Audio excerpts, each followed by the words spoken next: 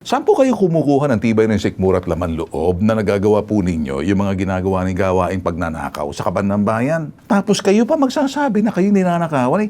Kayo yung dahilan ng problema. Kayo yung mga kasapakat ninyo kung sinong malalaking tao sa itaas nyo na kayo ang daan na isakatuparan yung pagnanakaw sa pamamagitan ng Ghost Project.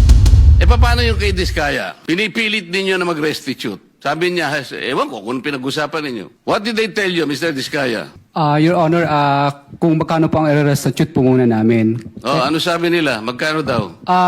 Ako po, hindi ko po masabi kung magkano po. Kasi para sa akin po, parang kami po ang nanakawan. Parang ibig sabihin, parang modern day na pagnanakaw. Ibig sabihin, yung nakaw ba? Siya pa ang magbibigay ng pera dun sa ninakawan niya? Parang ganun. Medyo nakatuwad yung kokote nito. Yung bumbunan nito, kulang na lang ikis-kis mo sa lupa habang yung tumbon mo nakatuputok sa langit. Pambihira ka. Ibig mo masabihin, galit ka sa taong sa pakiwari mo, ninanakawan ka sa kondisyon? Hindi. Ang totoo, ang magnanakaw ay galit sa kapwa magnanakaw. Dahil yung magnanakaw, either isipin niya, mas magaling magnakaw to sa akin. Hindi ganun ang labanan dito sa kondisyon. Makinig ka, Curly. Hindi naman mabuti sana kung kulot-kulot yung buhok mo, Curly top. Ben Tulfo Fun Filter. May kasabihan po, ano? Ito po ay kasabihan lamang na pwede nyo i-check. Ang magnanakaw galit sa kapwa magnanakaw. Alam nyo bakit? Kaya kung minsan yung mga magnanakaw nagpapatayan dahil nagkakaonsehan. Ang dahilan kung bakit galit ang magnanakaw sa kapwa magnanakaw dahil laging iniisip ng magnanakaw na isa na ko, na-onse ako dito. Either magaling sa akin to. Pero dito po, pag sinasabi po natin, kapag ang gobyerno ninanakawan nyo, provided yung mga taong nasa gobyerno ginagampanan yung tungkulin at hindi tatanga-tanga at ninakawan yung gobyerno, ninakawan yung taong bayan. Ang biktima rito, taong bayan. Ang biktima rito, simpleng tao. Hindi kayo. Kaya sinasabing hindi Diskaya feeling victim ka, Kristus Mariosep ka. Ayan na nga, nakakulong ng asawa mo. Gusto mo pang umani ng simpatya? Walang simpatya. Lahat po ng aking mga sinasabi, nakaangkla po doon sa ethical and moral standard from the moral compass. Kahapon po sa Senate Blue Ribbon Committee, nakita po natin yung part 2 between Senator Marcoleta and si Prosecutor General si Richard Fadolyon sa issue po dito sa restitution. Ito po maganda, panoorin nyo po na maigi. Para makita nyo lang po dito sa parting to. Tsagaan nyo lang po kasi ito po yung pinaka-saysay na kung bakit pinakikita po natin. Sabay-sabay po tayo, mag-a-analyze po tayo rito. Huwag po kayong kumuha ng komentaryo kung ano nasa isip ninyo. Bigla na lang kayo magbubulalas ng inyong bibig na una yung naratibo kaysa doon pinakikinggan yung sustansya nung clash nitong dalawa, si Senator Rodante Marcoleta at si Prosecutor General Richard Fadolyon. O panoorin. Pinipilit mong ilagay sa memorandum yung restitution eh. O kaya merong ako nababalitaan, parang meron ng gustong umatras. Magkano ibibigay? At kanino ibibigay? Sino mag-a-account nun? Sino nagsabi nun na kung mangongolekta kayo sa DOJ? Di ba abuse of discretion yun, Mr. Padulyon? No, it is not, sir. What is it? It is not abuse of discretion. What The is parties, if I may be allowed to answer, Yes, sir. what is it? Yes, sir. If the parties both agree to the terms and conditions contained in the memorandum of But you agreement, cannot there is no impose an abuse. agreement. If you cannot impose an agreement which is not required by the law, especially if you will put restitution there, how can you do that? Mr. Chairman, sir, yung restitution po, yung memorandum of agreement is a product of an agreement between both the Secretary of Justice, representing the DOJ and the WPP, and the witness applicant. Wala pong abuse doon kung pareho po sila nagkasundo. Paulit-ulit na po namin sinasabi na ito tayo, naghahanap tayo at naghahabol tayo doon sa mga taong nangurakot. Tapos itong mga tao na umamin at handang magsoli, ayaw nating tanggapin yung kanilang sinusoli. Ano ho ang nakikitang mali doon?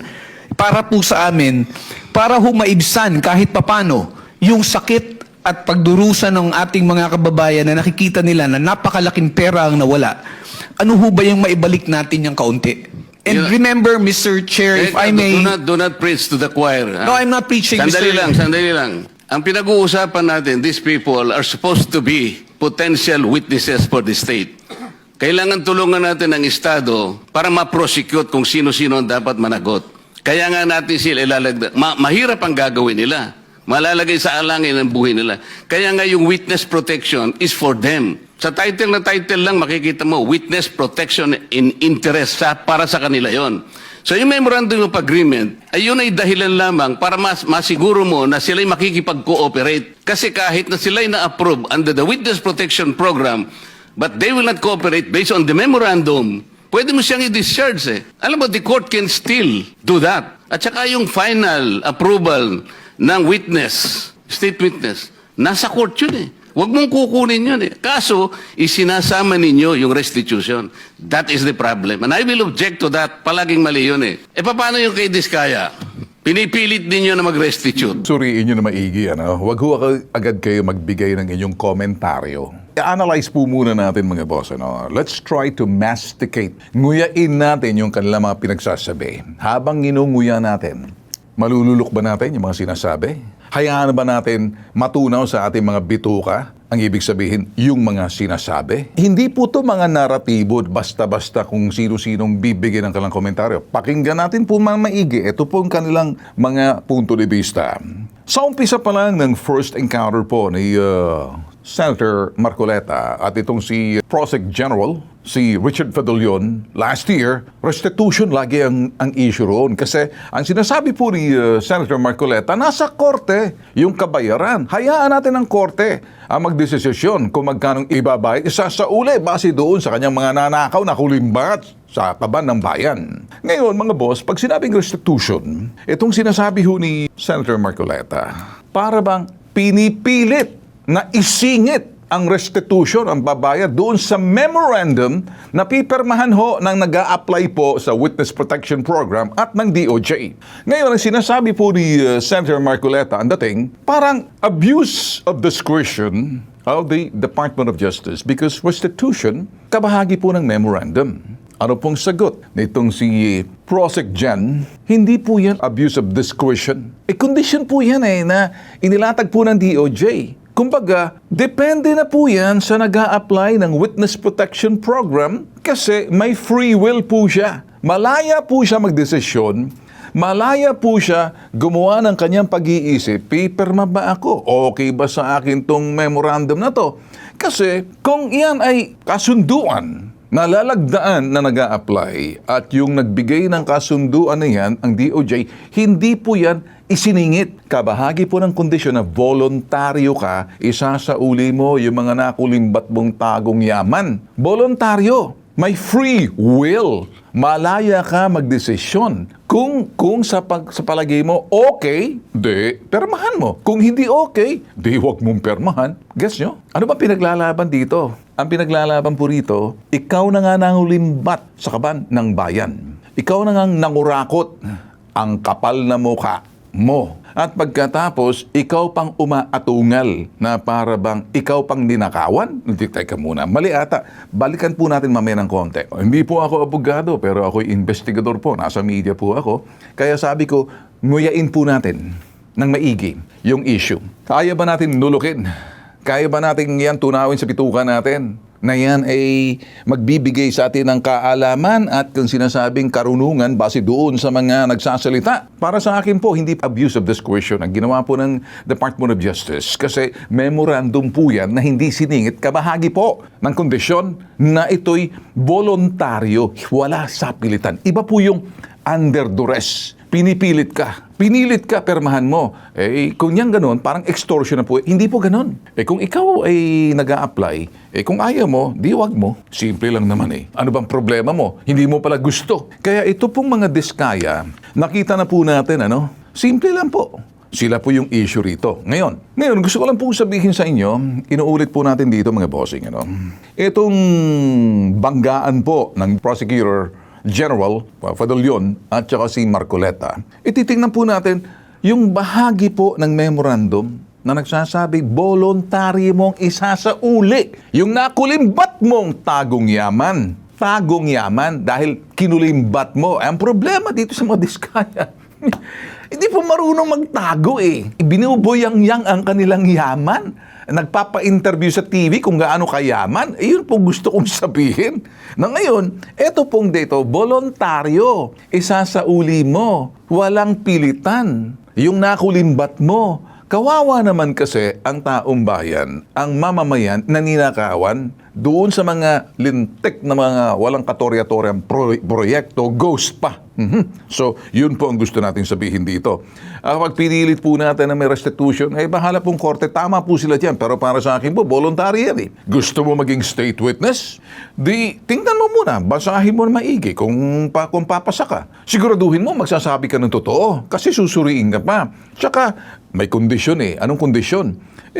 Voluntaryo, hindi pilitan. Yung ba'y pang-aabuso sa sinasabing pagdedesisyon, yung kapangyarihan ng DOJ? Hindi. Kabahagi lang na memorandum. Kasi tama po, ikaw nag-a-apply ka, witness protection, ako DOJ, maano ba naman yung kuhanin po muna natin yung sinasabi natin, sige, kung magkano yung masasauli mo at maging maganda sa mata ng taong bayan, meron kang sinseridad at katotohanan ng ginagawa mo, hindi ka plastikan, nasasalba mo ang sarili mo kung kani-kanino ka pa kasi tatakbo eh. So, Memorandum of Agreement, ito po'y kabahagi ng voluntaryo, hindi sa pilitan. May free will. Malaya kang magdesisyon kung tatanggapin mo. Ikaw naman ang mag-a-apply, ikaw naman magiging witness eh. O kung papasa ka, okay. Kung ayaw mo, di wag, walang pilitan. Nagsalita itong si Curly Discaya patungkol sa restitution. Isa pa to. O sige, panoorin po natin. Paano yung kay Diskaya? Pinipilit ninyo na mag-restitute. Sabi niya, ewan ko kung pinag-usapan ninyo. What did they tell you, Mr. Diskaya? Your Honor, kung magkano po ang i-restitute po muna namin. Ano sabi nila? Magkano daw? Ako po, hindi ko po masabi kung magkano po. Kasi para sa akin po, parang kami po ang nanakawan. Parang ibig sabihin, parang modern day na pagnanakaw. Ibig sabihin, yung nakaw ba? Siya pa ang magbibigay ng pera dun sa ninakawan niya. Parang ganun. Medyo nakatuwad yung kokote nito. Yung bumbunan nito, kulang na lang ikis-kis mo sa lupa habang yung tumbon mo nakatuputok sa langit. Pambihira ka. Ikaw na ang nagnakaw. Ibig mo masabihin, galit ka sa taong sa pagkiwari mo, ninanakawan ka sa kondisyon? Hindi. Ang totoo, ang magnanakaw ay galit sa kapwa magnanakaw dahil yung magnanakaw, either isipin niya, mas magaling magnakaw to sa akin. Hindi ganun ang labanan dito sa kondisyon. Makinig ka, Curly. Hindi naman mabuti sana kung kulot-kulot yung buhok mo, curly tops. Chocolate yun.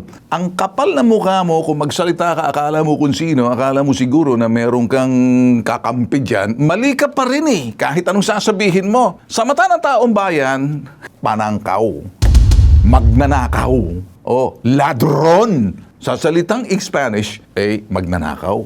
Ang pananaw ng tao, kahit anong pagsasalita mo, ang problema ninyo, kayo, nadiskubre, nagpakita kayo, binuyang-yang nyo sa telebisyon ang tagong yaman ninyo. Kaya nga, tagong yaman.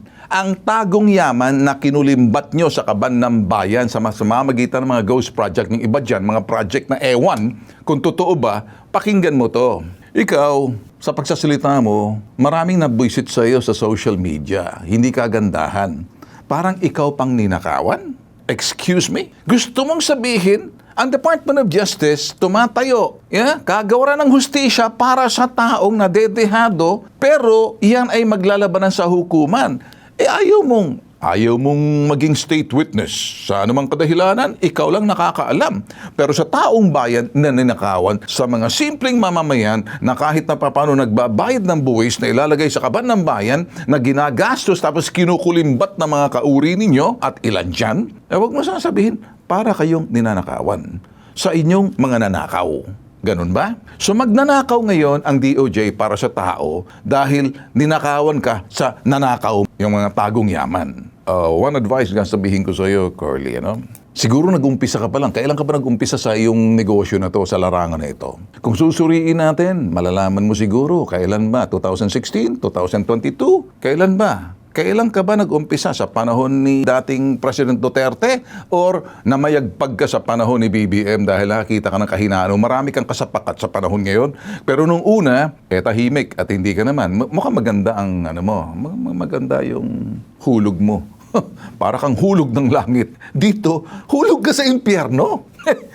Kaya, tutuwirin ko ang baluktot na pananaw mo, nakatuwad na kokoting at yung lohik ang nakatuwad.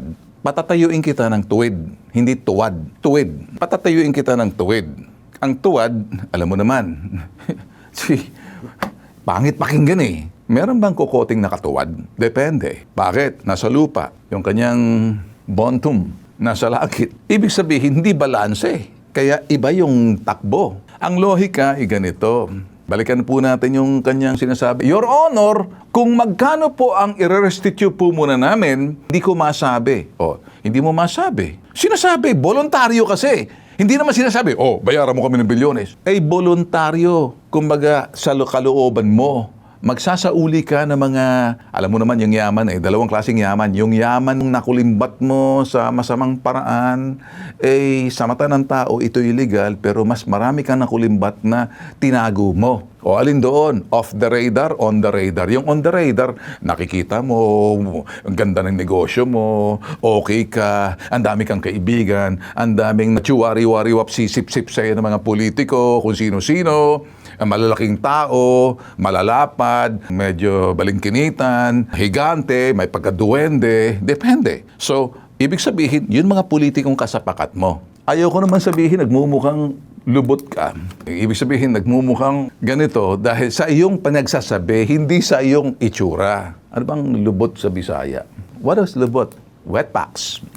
Voluntaryo, ikaw magsasabi. Magkano sasauli mo? Para sa taong bayan yun Sa kaban ng taong bayan, isauli mo kung ano yung masasauli mo, voluntaryo. Tapos sabi niya, kasi hindi ka pinipilit. Walang pilitan, voluntaryo. Ikaw naman, alam ko naman ayaw mong magbitiw ng masasauli. Gusto mong dalhin ata hanggang sa hukay. Parang ganito yan Sabi niya, parang ibig sabihin, modern day na pagnanakaw. Okay. So mga magnanakaw na sa DOJ, yung nagre-representa sa taong bayan, kagawaran ng katarungan na sa pamamagitan ng kondisyon, magbolontaryo kang magsauli. Ang voluntaryong pagsasauli, sino-surrender mo. Hindi labag sa iyong kalooban. Labis doon ang surrender mo ay voluntaryo. Ngayon, pagsasabihin mo, ito daw modern day na pagnanakaw. Bakit? Sa bagay, pagdating sa nakawan, alam mong terminolohiya, ibig sabihin, nakaw ba siya para mabigay ang pera doon sa ninakawan niya. So, ang DOJ magnanakaw. Kita nyo? Dahil yung perang ninakaw mo, ninakaw ng DOJ.